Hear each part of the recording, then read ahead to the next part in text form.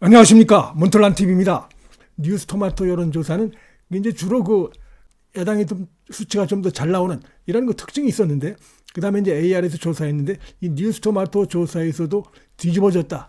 쉽게 얘기하면 이제 크로스가 이루어져 가지고 자, 국민의힘이 민주당을 누른 것으로 여러 그 여론조사 항목에서 이렇게 나타났고, 그 다음에 이제 이 뉴스피릿이라고 하는 이곳에서 에브레 리서치에 의뢰해서 실시한 조사했을 때 보면은 역시 ARS 조사인데 뉴스피릿의 조사에서도 그동안 자, 민주당에게 좀 우호적인 이런 수치가 나왔던 특징이 있는데 이 조사에서도 역시 국민의힘이 크게 오르고 민주당은 크게 하락한 것으로, 그래서 지금 완전히 그 크로스가 일어난 골든 크로스가 일어난 이런 특징을 보여주고 있고, 그 다음에 이제 KBS 여론조사는 이전에 그 실시한 조사에서 보면 여러 가지로 좀 그 국민의힘이 조금 그 뒤처져 있는 듯한 이런 그 조사 결과가 있었는데 국민의힘과 민주당 간의 격차가 상당히 좁혀진 것으로 이렇게 나타나서 전체적으로 ARS 조사와 전화면접 조사를 비교한다는 이건 안 되는 것이죠. 그다음에 조사 기관이 다른 그런 그 기관끼리 조사도 그건 좀 위험하죠.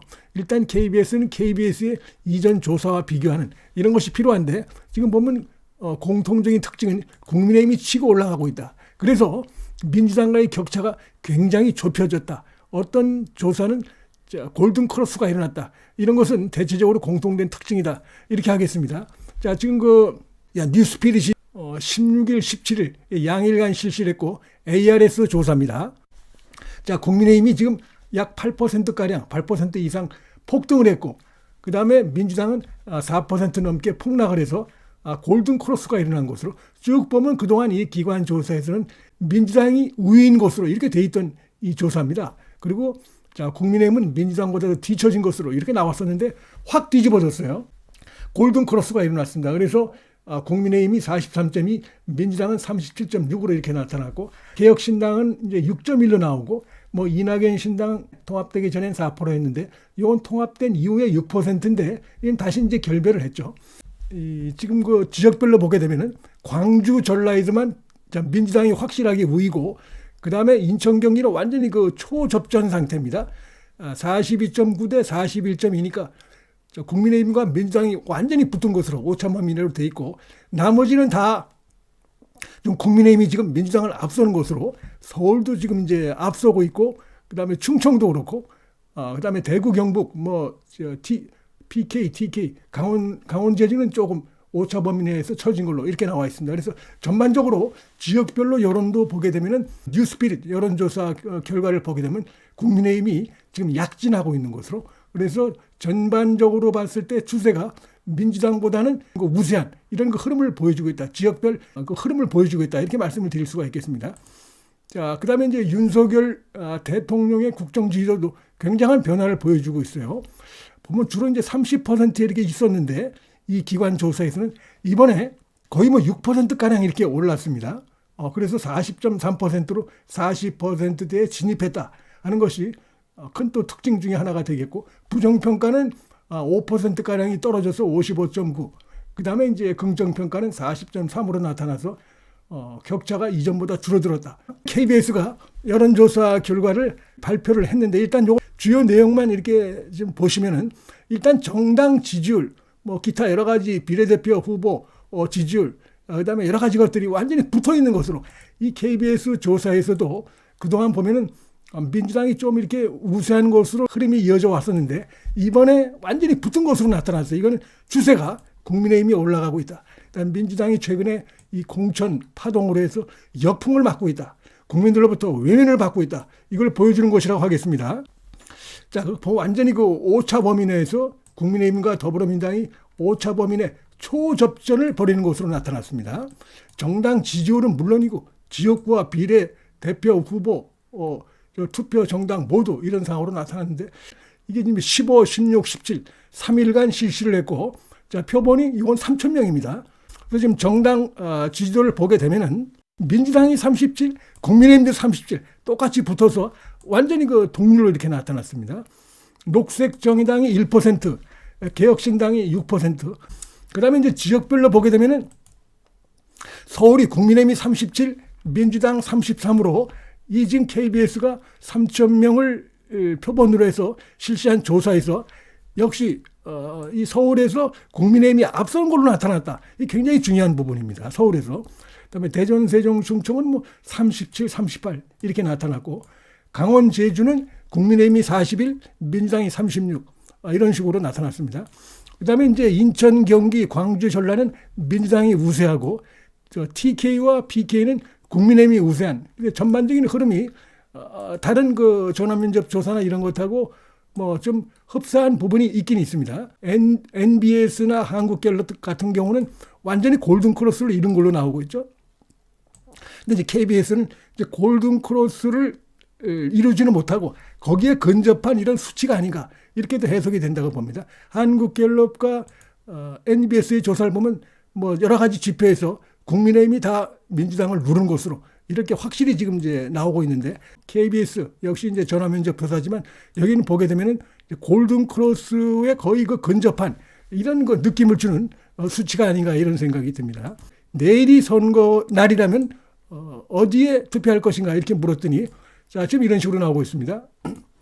자, 국민의힘 후보 찍겠다가 33, 더불어민주당 후보가 34. 그러니까 완전히 그 오차 범위죠. 초접전 상태라는 거. 예, 그걸 볼 수가 있고 이게 이제 이전에 나왔던 조사와 비교하면 격차가 굉장히 좁혀진 것이고 국민의힘과 민주당 사이에 이 더불어민주당 사이에 지금 뭐 이전에 벌어졌던 격차가 굉장히 그 초격차로 좁혀졌다. 이걸 보여준다. 이렇게 해석을 할 수가 있겠습니다. 그다음에 비례대표 투표 여기 대해서 물었을 때는 그 비례대표 정당에 대해서 물었을 때는 더불어민주당이 추진하는 비례대표 정당인 28. 그다음에 국민의힘이 추진하는 지금 국민의 미래죠. 여기는 30으로 이렇게 나타나서 오차 범위 내에서 앞선 걸로. 그다음에 이제 개혁신당이 5%. 자, 이런 식으로 조사됐다는 보도가 나왔습니다. 자, 그다음에 한동훈 비대위원장과 이재명 어떤 직무 평가라고 볼 수 있는데 평가를 한 것입니다.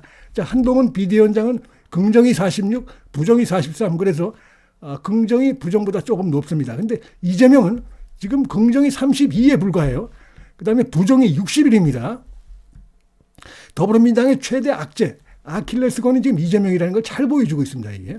근데 이재명은 지금 욕심을 내려놓지 않고 더 나아가서 지금 망천을 하고 있죠. 지금 완전히 비명계, 친문계들을 마구 잘라내고 있습니다. 자, 이거 완전히 스스로 제 무덤을 파는 어리석은 짓을 이재명이 지금 하고 있는데 이거 상당히 지금 민주당 전체에 역풍이 될 것이고 그런 것들이 지금 곳곳에서 나타나고 있습니다. 그래서 긍정만 비교하면 한동훈 46, 이재명은 32니까 무려 14%포인트가량 한동훈 비대위원장이 자, 이재명보다 앞서고 있다. 이걸 보여주는 것입니다. 이게 나중에 한동훈 이재명 두 사람이 어떤 그 대선 지지도하고도 이렇게 연결될 수 있는 가능성을 보여주는 것입니다. 이게 상당히 중요한 의미를 띠고 있고 양당의 수장들, 공천의 수장들에 대해서 국민들이 어떻게 평가하고 있는가 상당한 차이를 두고 이렇게 지금 국민들이 평가를 하고 있는 것이고 이것이 이번 총선에서 지금 국민의힘이 유리하게 작용할 가능성이 대단히 크다 이렇게 볼 수가 있겠습니다.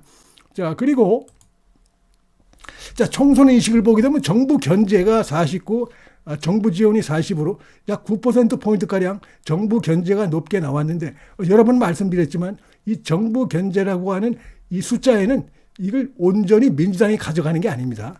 여기에는 이제 민주당이 가져가는 게 있고 그다음에 이낙연 신당이 가져가는 게 있고 이준석 신당이 가져가는 게 있고 뭐 녹색 정의당이 가져가는 게 있고 이게 다 이게 포함된 겁니다. 그리고 오로지 쉽게 얘기하면 오로지 예를 들어서 국민의힘이 가져갈 수 있는 건 40이기 때문에 그래서 이 숫자도 어떻게 보면은 이제 구체적으로 이제 투표로 이어지게 되면 뚜껑을 열게 되면은 예를 들어서 제1당이 여전히 국민의힘으로 나타날 가능성을 보여주는 그런 걸 암시하는 수치다 이렇게도 충분히 볼 수 있다 이 생각이 됩니다.